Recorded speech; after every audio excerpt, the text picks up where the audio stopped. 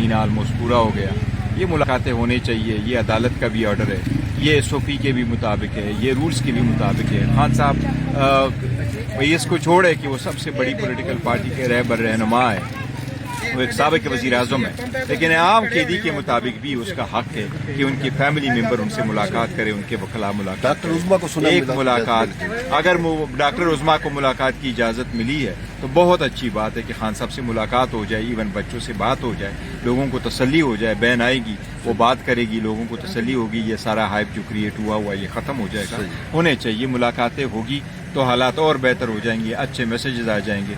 अब बड़ा हो गया, बेहतरी की तरफ अब चलना चाहिए, कोई कॉमन सेंस प्रिवेल करे। अच्छा चेयरमैन साहब, उस दिन आप गए थे जब डॉक्टर अलीमा आपा ने धरना दिया हुआ था, तो नारे लगाए गए थे विकेट के दोनों तरफ जो खेलते हैं, खेल रहे हैं, नामंजूर। नहीं, मुझे नहीं किया, मैंने सुने नहीं और मेरे तरफ उन्होंने नहीं कहा है। लेकिन देखो, अगर लोग कोई हमें कहते हैं, हम जिस तरफ भी हो, हम खान साहब के लिए सही है, और हम अपने उसूल के मुताबिक यही समझते हैं कि देखो, हर वक्त डंडा उठा के हालात ठीक नहीं किए जा सकते।